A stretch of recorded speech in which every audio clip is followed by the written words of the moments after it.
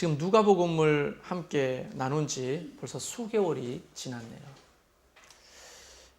누가복음을 좀 다시 처음부터 한번 짚고 넘어가야 합니다. 저는 굉장히 자주 처음부터 다시 이야기를 합니다. 왜냐하면 여러분 무시하는 게 아니고 여러분이 얼마나 깜빡깜빡 하시는 분인지 제가 공감하고 이해하기 때문입니다. 누가복음은 수신자와 발신자가 따로 있죠. 서 보낸 사람의 이름은 누가 보냈죠? 누가가 이런 걸 아재 개그라고 하더라고요, 요즘. 누가라고 하는 사람은 이방인입니다. 이방인인데도 예수 그리스도를 믿게 되었고, 그러니까 추측을 하건대 바울에 의하여 예수님을 영접하게 됐다고 추측하고, 왜냐하면 바울의 전도 사역에 동행하면서 굉장히 중요한 일을 해냅니다. 그리고 사람들이 다 떠나고 바울이 늙어서 병들어서 감옥에 있을 때도 끝까지 자리를 지킨 사람이 누구냐? 누가입니다. 이 사람의 직업은 의사이죠. 의사. 그러니까 생각해 보세요. 당대 최대의 사도였던 사도 바울 옆에서 예수 그리스도가 누구신지, 하나님이 어떤 분인지를 끊임없이 배웠을 거 아닙니까? 내가 배우는 것도 배우지만 다른 사람을 가르치는 거 옆에 있다가 들은 것도 어마어마할 겁니다. 그래서 옛말에 스탄께 3년이면 풍어를 얻는다고 했던 말이 결코 거짓말이 아니에요. 그렇죠? 우리 중에서 예배를 가장 자주 나오는 사람이 최광식 집사인데 자기는 예배를 드려도 또 뭐 이런 음량 때문에 또 나오잖아요. 그래서 또 듣고 나중에 제가 설교할 수도 있어요. 네? 그만큼 많이 듣는 겁니다. 네. 이 사람이 하나님으로부터 어떤 사명감을 가지고 누군가에게 편지를 하는 거예요. 그 편지가 누가복음입니다. 누구냐 하면 1장에 수신자가 정확하게 나와 있습니다. 누구죠? 데오빌로라고 하는 사람입니다. 이 사람의 직업은 추측을 하건대 부르는 호칭이 각하입니다. 박정희 대통령 이후로 각하라는 이름을 잘 안 부르죠. 대통령 각하 이러잖아요. 그래서 그 요세푸스, 성경학자이기도 하고 역사학자이기도 한 요세푸스의 유명한 책들이 있어요. 유대 역사, 유대 전쟁사 이런 데 보면 이 데오빌로가 누구냐에 대한 힌트가 나와 있습니다. 데오빌로는 그때 당시에 유대 민족의 최고 꼭대기에 앉아있던 영적인 지도자, 그 사람을 우리는 대제사장이라고 부릅니다. 그렇죠? 요한 제사장이었다. 왜냐하면 이 데오빌로라고 하는 헬라식 이름을 히브리식으로 풀으면 요한이 되거든요. 그럼 각하는 뭐냐? 대제사장을 일컫는 말 아니겠냐? 이렇게 되는 겁니다. 여러분, 예수님 당시에 제사장이 누구였죠?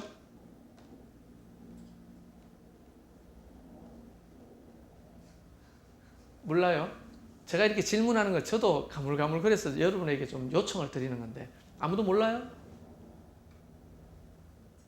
네? 그때 당시에 가짜로 시작되는데, 네? 예. 가이샤는 어디서 많이 들었는데, 가이샤나 빌립보 하면 가이샤르를 말하는 거예요. 로마의 황제를 말하는, 로마의 황제가 대제사장을 했군요. 네, 감사합니다. 그 대제사장이었던, 예? 누구죠? 여러분 정말 제가 신이 납니다. 이래야 또 가르치고 또 가르치죠. 누가복음 한번 보십시오. 이 누가복음에 보면 1장 한번 찾아보시겠습니까?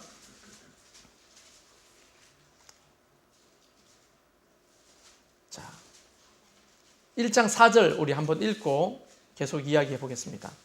시작. 이는 각하가 알고 있는 바를 더 확실하게 하려 함이로라. 자, 지금 이 제사장 가문에서 이제 뭐 구조를 그리자면 이런 거겠죠. 이 꼭대기 층에 있는 이 제사장 그룹, 지도자 그룹의 최정점에 있는 이 사람이 대제사장이란 말이죠. 그러면 뭐 한 이 정도까지 끊어가지고 위에 있는 종교 귀족들이라고 말해봅시다. 이 종교 귀족들은 뭐 유대인들의 그런 문화, 법, 행정, 종교 이런 것들을 전부 다 장악하고 있는 그야말로 종교 귀족이고, 그 귀족 위에 앉아 있는 사람이 데오빌로 각하였을 것이다. 그럼 이 사람에게 이제 왜 편지를 하느냐? 목적이 오늘 읽었던 4절에 나와 있죠. 그 4절의 목적은 그가 알고 있는 예수 그리스도에 대해서 더 확실하게 알도록 돕기 위해 이 편지를 쓴다라고 되어 있는 겁니다. 알겠죠? 그러면 이 편지가 하나님이 우리에게 보내신 편지라 한다면 그 목적도 똑같은 거 아니겠습니까? 여러분 어릴 적부터 들어왔던, 알고 깨닫고 있던 예수 그리스도에 대한 지식이 아마 파편처럼 있을 겁니다. 파편처럼. 이것을 누가복음을 통해서 더 확실하게 알도록 우리를 이끌어 주시는 목적이 있다는 거죠. 누가복음을 잘 읽어보면 굉장히 치밀합니다. 누가가 의사 아니었겠습니까? 의사니까 사실은 좀 치밀하겠죠. 세밀하고. 이 치밀하고 세밀한 누가는 시대별로, 시간별로 자료들을 수집하고 그것을 잘 편집해서 이 데오빌로가 알고 있는 바를 더 확실하게 알도록 돕고자 하는 겁니다. 누가의 어떤 아이디어라기보다도 살아계신 하나님의 아이디어겠죠. 그렇죠? 이 하나님의 아이디어가 우리에게도 적용되지 않겠습니까? 우리가 알고 있는 바 예수 그리스도에 대한 조각과 같은 지식들을 이 책을 공부함으로 더 명확하게 알게 되는 겁니다. 이게 목적이에요. 근데 이 누가복음의 주제는 뭐냐면 이 귀족들에게는 생소한 이야기입니다. 이 시대 그 사회를 구성하고 있는 이 천민들이죠. 천민들. 이 천민들에게 성육신 하신 인자, 사람의 아들, 신학적으로 말하면 역사적 예수, 그러니까 역사 안에 오신 사람인 예수에 대한 이야기를 하고 있는 겁니다. 그래서 인자가 굉장히 중요합니다. 인자, 사람의 아들. 예수님은 자기 스스로를 인자는 이라는 말을 많이 썼거든요. 그러니까 하늘에 있는 놀라우신 것, 전지전능하신 하나님으로서의 어떤 예수 그리스도를 잠깐 내려놓고 너희와 똑같은 인자다. 사람의 아들이다. 너희의 친구가 되기 위해서 이 땅에 왔다. 하는 것을 누가는 강조하고 있는 거예요. 그래서 누가가 성격이 있습니다. 이 귀족들이 이것을 읽으면 찔리겠어요? 안 찔리겠어요? 사도행전 보면 수많은 제자의 무리 중에 제사장의 무리도 제자가 되었다고 증거하거든요. 그러면 이 그룹에 있던 귀족들이 예수님의 제자가 된 거예요. 그런데 여전히 이 삶의 방식 또 내지는 가치관 이런 것들을 다 벗어버릴 수 있겠습니까? 어때요? 예를 들어서 미국에 있었던 일입니다. 미국에 이제 예를 들어서 뭐 흑인 해방운동이 한참 진행될 때 그때 예수 그리스도를 믿는 많은 사람들이 이 링컨이 주도하는 이 흑인 해방운동에 동조를 하기 시작합니다. 그래서 크리스찬으로서 그것이 하나님의 말씀의 가치대로 옳다. 흑인들과 우리는 똑같은 사람이고 가치도 똑같고 무시하거나 멸시해서는 안 된다 했거든요. 그런데도 여전히 주장은 하지만 삶의 방식과 가치관은 흑인들이 들어가는 식당 못 들어가는 거예요. 백인인, 그리스도인이. 그리고 흑인들과 만나서 이야기 못하는 거예요. 흑인들과 친구가 되지 못하는 거예요. 비록 예수의 제자가 돼도 삶과 가치관이 바뀌지 않고 여전히 이 자리에서 예수를 믿으려고 한 자들에게 누가는 예수님이 오신 곳이, 성육신 하신 것이 바로 가난하고 헐벗고 사람들에게 소외당하고 무시당하는 이 천민들, 서민들, 사람들의 친구가 될 수 없었던 이 사람들 위해 오셨고, 누가는 굉장히 그것을 자주 등장시킵니다. 예수님이 세리와 창녀들과 친구가 되신 이야기들을 자주 등장시키므로 이 사람들에게 제 편으로 말하면 쪼크를 줍니다. 야, 너가 그렇게 살아서 되겠냐? 예수 믿는다며, 예수 믿는 제자라며, 그런데 여전히 너의 삶과 가치관은 이 꼭대기에서 놀고 있으니 그게 어떻게 하나님 나라의 가치관이 될 수 있느냐 하면서 이 낮은 자와 함께 하시는 하나님, 인자 예수 그리스도에 대한 이야기를 아주 주도적으로, 지속적으로 또는 계획적으로 기록하고 있다는 겁니다. 그래서 아마 이 데오빌로가 요한 대제사장이든 아니든 귀족임에 분명했는데, 이 귀족의 위치에 있었던 종교 귀족들의 입장이라면 이 누가복음 책을 읽을 때 찔림이 있을 겁니다. 찔림. 깨달음과 찔림이 많았을 거예요. 여러분, 신앙생활 하면서 말씀을 듣다가 찔림이 있으면 그건 은혜입니다. 할렐루야. 실족할 일이 아니고 그것은 은혜입니다. 아무나 찔림이 있는 줄 아세요? 근데 어떤 사람은 어느 날 설교 듣다가 찔림이 있으면 목사님 타켓 설교한다, 누구한테 듣고 이 설교를 하나, 이렇게 생각하는데 그건 엄청난 은혜입니다. 사실은요. 무슨 타켓 설교를 하겠어요. 제가 하나님이 찔림을 주실 때는 할렐루야, 하나님 나에게 말씀하시는군요, 이렇게 받아들이는 게 좋거든요. 그래서 저는 추측하건대 이 데오빌로가 요한 대제사장이라면 이 요한 대제사장은 이 누가복음을 읽고 그냥 한 번 읽고 끝나는 것이 아니라 또 읽고 또 묵상하고 또 연구하고 하면서 그는 굉장히 깊은 차원의 찔림을 경험하고 그의 삶과 가치관이 많이 바뀌었을 것이라고 추측을 해보는 겁니다. 그래서 누가복음을 공부하면서 여러분은 좀 그런 의미의 찔림이 저와 여러분에게 있기를 바라고, 들을 때마다 내 삶과 가치관이 성경과 얼마나 거리가 먼지, 얼마나 가까운지를 좀 진단하면서 성경 공부를 하면 좋겠어요. 평생 우리가 예수를 믿고 얼마나 많은 설교를 듣습니까? 그런데도 불구하고 지식으로는 머리에 쌓이는데 그게 삶의 양식으로 변화되지 않는 거죠. 다시 말하면 말씀이 육신이 되는 역사가 없다는 거죠. 여러분, 요한복음 1장에는 하나님의 말씀이 육신이 되어 이 땅에 오신데 그분이 예수 그리스도라고 증언하잖아요. 그럼 말씀이 육신이 되는 거, 이 거룩한 말씀이 여러분의 삶 가운데 와서 여러분의 삶의 육신이 되는 거죠. 그렇게 돼야 진짜 신앙생활을 하게 되는 거거든요. 그래서 진짜 신앙생활하는 사람을 우리는 다른 말로 뭐라고 부르냐면 제자다, 그렇게 부르는 겁니다. 제자. 그래서 누가는 이 제자도를 굉장히 중요하게 생각합니다. 예수님께서 예수님을 따르는 수많은 무리들 있잖아요. 무리들. 이게 수만 명이라고 성경은 기록합니다. 수만 명 중에 특히 누가는 소수, 주님을 제대로 따르고자 하는 제자들에 대해서 제자도를 이야기하는 겁니다. 무리로 있을 것이냐, 제자가 될 것이냐, 이것은 저와 여러분이 결정하는 거예요. 그래서 이 누가복음을 읽으면 그냥 요한 대제사장도 그냥 제자가 아니라 진짜 제자도, 제자가 가야 될 길, 제자가 살아야 될 삶, 제자가 가지고 있어야 될 가치관을 삶 속에 드러내는 그런 제자가 된다, 이겁니다. 신앙생활은 궁극적으로 이것과의 몸부림입니다. 몸부림. 내가 얼마나 교회에 오래 다녔냐, 이게 중요한 게 아니에요.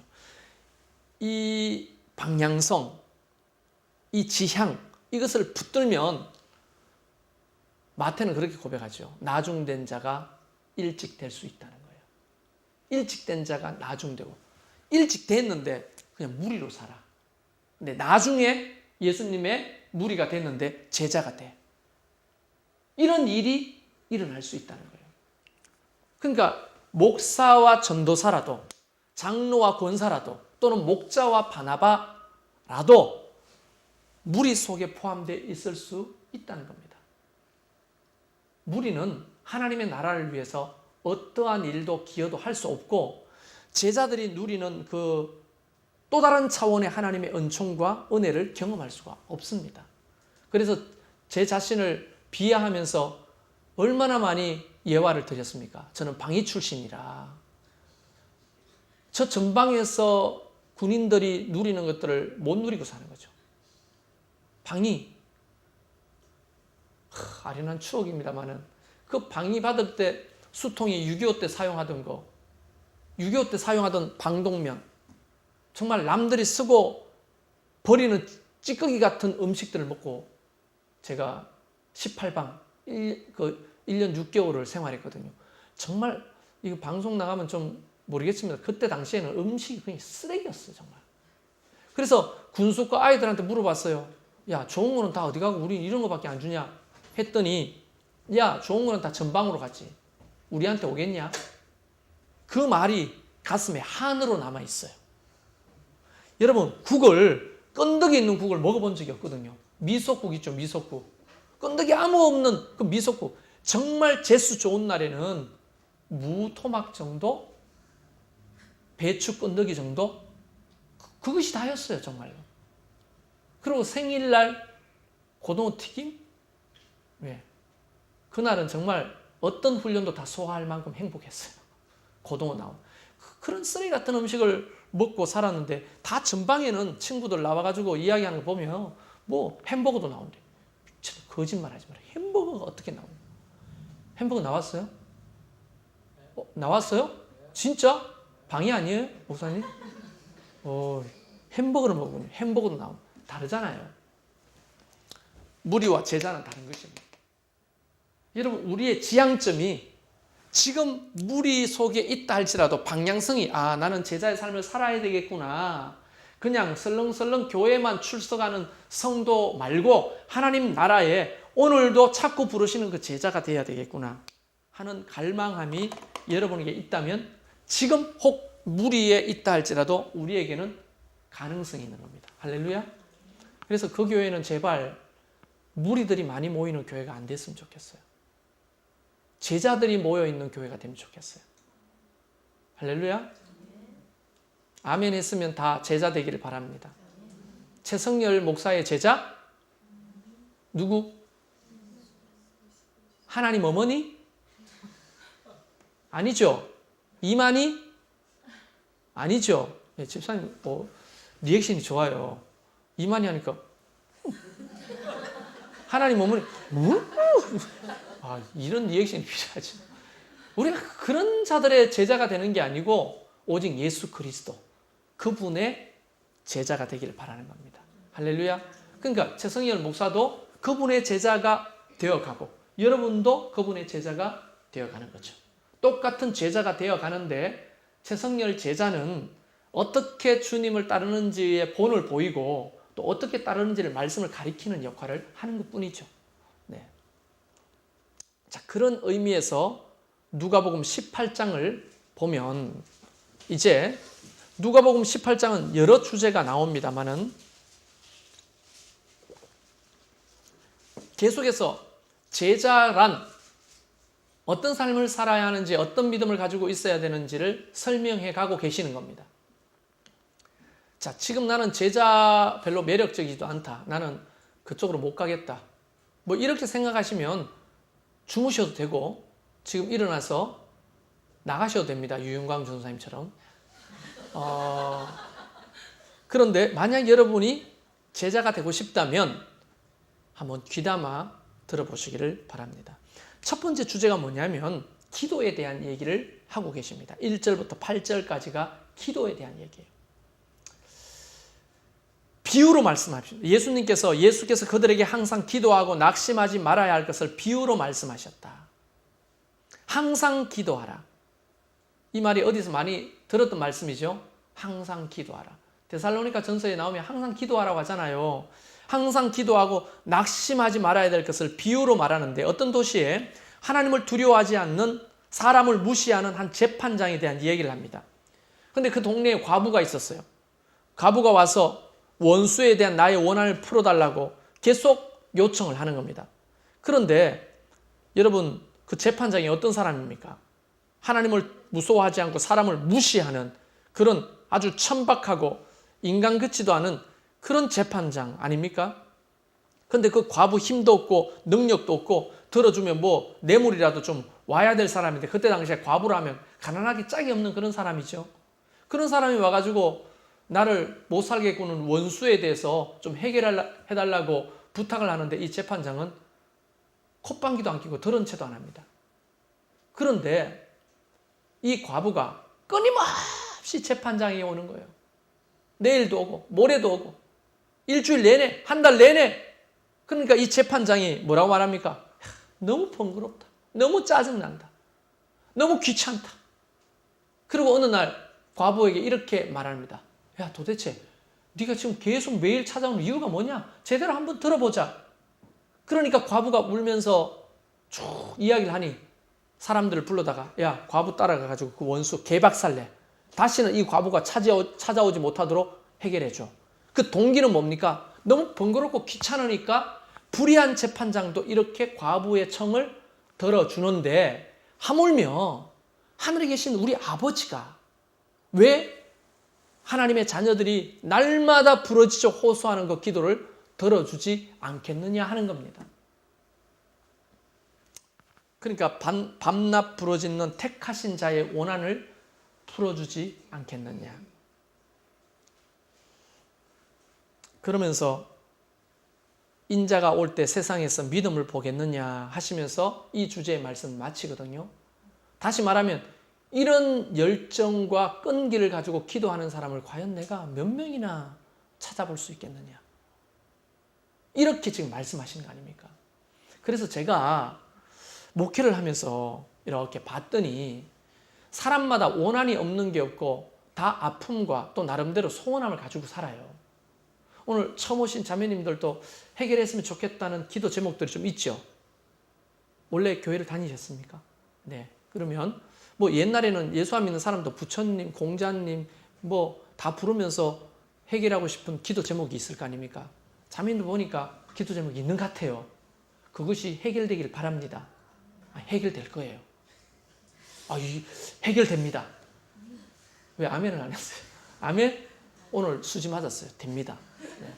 그리고 나중에 이렇게 목사님 정말 해결됐어요. 감사해요. 이 교회 다닐게요. 아마 이렇게 하실 거예요. 내 말 장난으로 듣지 마시고 정말. 근데 보세요. 나름대로 우리의 갈급한 소망이 있잖아요. 은선 자매도 있죠. 은진 자매도 있죠. 네. 그러면 그게 동그라미로 그리자면 여기 이 판에 얼마만큼 크게 그리고 싶어요? 그 소원의 간절함을 담아서 동그라미로 그리면. 제가 여러분 대신해서 그려볼게요.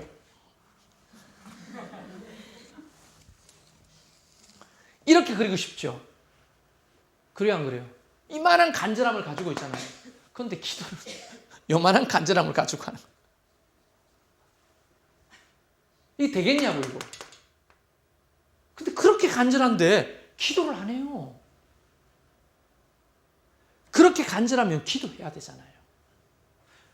그 말씀 아닙니까? 제자란 무릇 내 갈급함이 있는 만큼 비례해서 하나님 앞에 밤낮 부르짖으면 하나님께서 들어주신다는 거예요. 그러면 횟수가 중요하고 기도하는 길이가 중요하냐? 그게 아니라 그런 간절함을 가지고 하나님을 찾는 마음의 중심을 보신다는 거 아닙니까? 근데 하나님은 즉각 응답을 해주셔요? 안 해주셔요? 안 해주시죠? 그러면 그 기간 동안 하나님이 하시는 일은 없고 팔짱 끼고, 그래, 네가 그 간절함을 내한테 표현해봐라. 너 기억나지? 누가복음 18장에 과부 이야기 내 했잖아. 그것처럼 하는지 안 하는지 두고 보자. 그리고 하나님이 이렇게 눈 감고 기다리는 거예요. 그러면 이 중에 어떤 사람이 하나님의 말씀이 그러니 나의 간절함은 이만큼인데 그동안의 기도는 요만큼 했으니 간절함을 해보자. 간절하게 새벽에도 나오고 저녁에도 목사님 교회 문 열어주세요. 나와가 기도하고 밤낮으로 부르짖어 기도하는데도 안 들어. 하나님이 응답이 안 되는 거야. 어떻게 된 거예요? 그래서 그 지체가 최성열 목사님 상담할 게 있어요. 찾아왔는데 저한테 따지는 거예요. 분명히 성경에 된다고 했는데, 원한을 풀어준다고 했는데 왜 그렇게 기도해도 안 되는 겁니까? 여러분, 끈기라고 하는 것은 어떤 겁니까? 인내라고 하는 것은 어떤 거라고 제가 알려드렸죠? 해도 안 되고 또 해도 안 될 때 그 마지막 한 번을 하는 거예요. 근데 그 사람은 마지막 한 번을 못하고 저한테 찾아온 거예요. 하나님이 다루시는 겁니다. 그래서 여러분이 기도 기간에 하나님이 팔짱 끼고 아무 일도 안 하시는 것이 아니라 그 기도를 통해 우리를 다루고 성장시키고 세워가시는 과정을 하시는 거예요. 여러분, 양의학과 한의학의 차이가 여기서 나오는 거거든요. 양의학의 차이는 어떤 것이 더 낫다 하기 전에 양의학의 차이는 지금 아픈 부분을 딱 수술하거나 도려내거나 해결해 줍니다. 그렇죠? 이게 양의학이 신속하고 정확하고 속 시원하죠. 그래서 병원에 가면 그 아픈 부분 도려냅시다. 도려내면 조금만 있으면 괜찮아져요. 근데 한의학의 방법은 뭐냐면 아픈 부분을 놔두고 만약에 몸에 뭐 혹이 하나 있으면 이 혹을 두고 떼내지 않고 자꾸만 한약을 보약을 먹으라는 거예요. 그래 안 그래요? 아니 여기가 아픈데 왜 보약을 먹냐고. 한의사들이 다 그렇게 말합니다. 귀를 보강해서 이 병을 이길 만한 능력이 될 때 이거를 치료하겠습니다. 이렇게 말합니다. 그러면 약을 먹고 침을 맞고 뜸을 뜨면서 내 이그러진 몸의 균형을 세우고 몸이 건강해져서 기가 살아나면 그제서야 이 병을 고치려고 보면 이 병이 온데간데 없이 사라지는 거예요. 시간이 많이 걸리지만 어떤 방법이 좀 더 성경적인가 하면 저는 한의학입니다. 하나님이 응답해 주실 때 기도하면 즉각 응답해 주시면 그 문제는 해결되지만 그 문제를 또 만나게 될 나는 변화가 없어요. 성장이 없어요. 그래서 하나님께서 그 기도의 삶을 통해서 나의 길을 어떤 의미에서 나의 길을 영적인 능력을 보강하시고 세워주시는 겁니다. 문제는 여전한데 어느 날 문제 앞에 서 있는데 예전처럼 스트레스가 안 돼. 그 문제가 나를 짓누르지 못해. 그 문제가 변화되지 않고 여전히 있는데 문제가 만만하게 보여. 그 문제를 짚고 넘어갈 수 있는 실력이 되는 거예요. 문제는 해결되지 않는 기도를 그토록 했던 문제는 해결되지 않았는데 그 문제를 뛰어넘어가는 내 자신을 발견하게 되는 거예요. 그때 우리는 응답되지 않았다고 말할 수 있습니까? 아니죠. 하나님은 더 귀한 방법으로 그것을 이기게 하셨죠. 그러면 살다 보면 그런 문제가 또 있을까요? 없을까요? 생각해 보세요. 그 문제가 해결됐다면 자매님 해결됐다면 이제 만사 오케이 형통할 겁니까? 아니면 살다 보면 또 그런 종류의 비슷한 문제를 만나겠습니까? 또 만나겠죠. 그래서 하나님은 그 문제를 회딱 해결해 주는 분의 방식을 사용하지 않고 이런 이 과부 같은 끈기 있는 기도 훈련을 통해서 어떤 사람을 만듭니까? 그런 문제를 만나도 스스로 해결하고 극복하는 능력의 사람을 만들어 가시는 거예요. 어떤 게 더 좋을까요? 당장은 해결해 주시는 게 좋죠. 이게 어린아이의 수준 아닙니까? 어린아이는 지금 당장 밥 안 주면 울고 떼쓰잖아요. 과자 안 사주면 떼쓰잖아요. 그런데 어른이 되면 어때요? 만족 지연 능력이 생기죠. 그것이 해결되지 않아도 만족감을 스스로 챙겨서 지속시키는 능력이 생기는 겁니다. 그게 어른들의 특징이잖아요. 그런 하나님의 사람들로 만들어가는 게 기도입니다. 기도. 기도가 어떤 문제를 해결받고 또 어떤 것을 얻기 위해서 기도를 한다면 우상 잡신을 섬기는 기복적인 기도와 뭐가 다르겠습니까? 세상의 기복적인 신앙은 이거 주세요. 간절히 촛불 켜놓고 100일을 기도하면서 이걸 해결합니다. 사람은 안 변해. 그냥 이것만 해결됐어요. 또 나중에 100일 기도해야 될 게 또 생겨요. 그러다 보면 끊임없이 그 어떤 것을 얻고자 하는 기도, 기복적인 기도를 하게 되는 거죠. 그런데 기독교 기도는 그게 아니죠. 하나님이 기도하면서 나를 만들어 가시고 변화시키는 것을 동반해 가시는 겁니다. 한의학처럼. 이 병을 뜯어고치는 게 아니라 병을 이길 만한 길을 보강하고 건강을 회복시키는 것에 집중하게 되는 거예요. 이게 하나님의 방법입니다. 그러니까 저한테 따지러 오지 마세요. 응답이 안 돼도. 하나님이 그 기간을 통해 우리를 세워가시는 거예요. 목사님 빠져나갈 구멍을 다 만들어 놓고 설교하시네. 여러분 표정이 그건데요. 그러면 여러분만 그렇습니까? 저는 안 그렇나요? 저도 기도해야 될 많은 문제를 안고 살잖아요. 여러분한테는 빠져나갈 구멍으로 그렇게 설명해 놓고 나는 그럼 기도 안 합니까? 아니잖아요. 나를 통해서도 하나님은 내 삶에도 기도해야 될 제목들이 얼마나 많겠습니까? 그걸 가지고 기도하다 보면 기도가 그때그때 응답되지 않아도 돌아보면 기도를 통해 내 내면이, 내 영이 살아나고 회복되는 그런 은혜를 경험하는 것을 많이 경험한단 말이죠. 두 번째 이 얘기만 하고 다음 주에 하도록 하겠습니다. 그래서 기도는 낙심하지 않고 믿음을 가지고 구하는 것입니다. 여러분 그런 기도자가 되길 바랍니다. 우리 30일 기도하잖아요. 공식 기도 제목 이렇게 8가지 매일 새벽마다 우리가 함께 합니다. 저는 이 기도 제목이 응답될 줄도 믿지만 이것을 놓고 함께 기도하는 여러분이 얼마나 믿음의 사람으로 세워질 것에 대해서 기대가 있습니다. 그래서 한편으로는 의심하는 게 아니고 하나님 이 기도가 응답되지 않아도 이 기도를 함께함으로 성장하고 자란 성도가 세워진다면 나는 그것이 더 큰 선물입니다. 응답입니다. 이렇게 기도하는 거예요. 자, 두 번째 주제는 바리새인들과 세리에 대한 비유입니다. 그리고 9절에 이렇게 비유의 목적을 설명합니다. 자기를 의롭다 믿고 다른 사람을 멸시하는 자들에게 이 비유로 말씀하시되, 여러분 자기를 의롭다 믿고 다른 사람을 멸시한다. 이거 교회에서 굉장히 경계해야 될 사람들이죠. 의인은 없나니, 뒤에 나와야죠. 의인은 없나니 하나도 없다고 했어요. 우리 중에 의인이 누가 있습니까? 목사라고 의인입니까? 아니면 권사라고 의인입니까? 의인은 없습니다. 우리는 근본적으로 다 죄인입니다. 그렇죠? 근데 죄인인데 우리를 의롭다 여겨주시는 거예요. 얼굴에 죄와 똥이 가득 묻었는데 여전히 그 죄와 똥이 묻은 얼룩들이 있어요. 그런데 하나님은 우리를 죄와 똥이 묻지 않은 것처럼 대하여 주신다는 겁니다. 제가 신학교 다닐 때 단체 소개팅을 한번 나간 적이 있어요. 최초로. 그래서 그때 당시에 5대5로 이렇게 나갔는데요. 물론 나간 이쪽 남자들은 다 전도사님들이고 그쪽에는 이제 믿음 좋은 자매들이 나온 거죠. 대구의 어떤 교회에서 주최를 해가지고 이제 선을 봤어요. 근데 이제 선이 아니고 소개팅을 봤는데 어떤 빵집에, 그때는 빵집에 이제 모여 앉아가지고 이제 짝을 정하는 거예요. 이제 1대1 데이트로 나가야 되는데 누구를 정할지 몰라가지고, 그래서 그때 당시에는 이제 소지품을 내세요. 이렇게.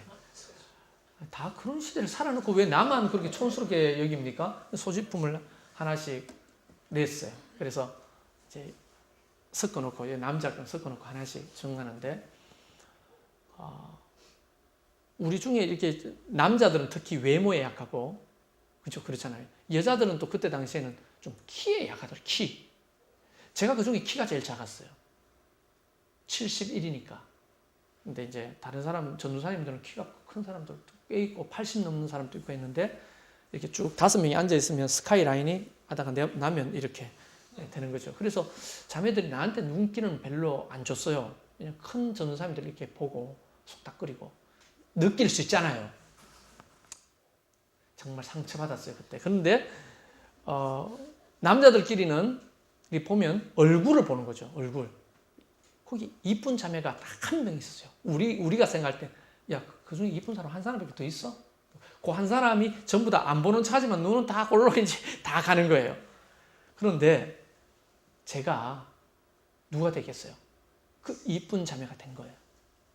하나님은 공평하셔요. 정말 하나님은 공평. 나는 스카이라인이 키는 이렇지만 그 이쁜 자매가 딱 된 거예요. 근데 불편한 거예요. 뭐가 불편하냐면 여기에 뭐가 하나 묻었는데 말을 못 해주겠는 거예요. 여기에. 너무 불편한 거예요. 그래서 초면에 여기 뭐 묻었는데 떼시지요. 이 말이 안 나오는 거예요, 여기까지. 근데 거기에 뭐 묻어가지고 있는데 너무 찝찝한 거예요. 그것만 없으면 정말 황진인데 거기에 있으니까 무슨 밴드 음원처럼 그렇게 보이잖아요. 여기 뭐가 하나 붙었어요. 이게 제가 눈이 좋아요. 시력이. 요즘은 막 노안이지만은 그때는 이렇게 보니까 무슨 빵 조각 같은 게 묻었어요. 그 팥빵에 어떤 요게 딱 묻어 있어요. 그래서 저걸 말할까? 나는 그 자매의 이야기하는 소리 하나도 안 들리고 마음속에 저걸 말해줘야 되냐 말아줘야 하는데 그때 제가 깨달았어요. 나는 지금 그 여자 앞에서 그것이 묻어있지 않는 것처럼 대하고 있거든요. 실제로는 묻어있는데 묻어있지 않는 것처럼 대하고 있잖아요. 그 순간에 하나님이 우리를 향해서도 죄가 덕지덕지 붙어 있는데 죄가 없는 것처럼 의인으로 봐주시는 거지. 그 죄가 없는 게 아니라는 거예요. 여러분, 반전이 있습니다. 그 자매는 여기 점이 있었던 겁니다. 빵 조각도 아니고 팥 조각도 아니고 점이었어요. 점. 바로 요 입술에 점이, 입술에 점이 있기가 요 점이 있는 거예요. 좀 친했으면 내가 떼줬을 거예요. 근데 그러고는 다시는 연락이 없었습니다만은 마치 그런 거 아니겠어요? 누가 의인이고 누가 죄인입니까? 우리는요, 의인이 된 게 아니고 의인으로 여겨주시는 겁니다.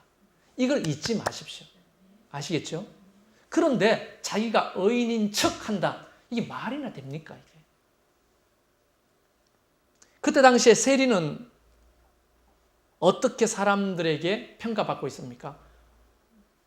부정으로 축제를 하는 그런 매국노, 자기 민족을 배반한 그런 원수, 이렇게 생각하잖아요. 이 세리들은 사람들의 친구가 없었어요. 이제 누가복음 19장 가면 이 이야기가 구체적으로 등장합니다. 그 유명한 삭개오 세리장, 삭개오 이야기가 19장에 나오죠. 이 세리들은요, 그 세금을 거둘 때는 뭐 떵떵거리고 하고 돈을 많이 버니까 떵떵거리고 좋은 옷도 입고 좋은 집에 살지만 사실은 친구가 없었어요. 외로웠어요. 힘들어요. 그런데 이 바리새인들과 세리가 하나님 앞에 기도하러 왔다는 거 아닙니까? 기도하러 와가지고는 세리는 갑자기 긴 자색 옷을 입습니다. 겉옷을 입었다면 이러면서 이렇게 빳빳하게 하나님 앞에 들어와가지고 나는 뭐 했다고? 뭐 11조도 합니다. 금식 기도도 합니다. 율법도 다 지켜 행합니다. 하나님 나에게 복을 주십시오. 이렇게 그들먹거리고 있는데 세리는 성전 문 앞에 한 발 더 깊이 들어오지도 못하고 저 구석에 서가지고 기도하기를 한마디예요. 나는 죄인입니다. 하나님 나는 죄인입니다.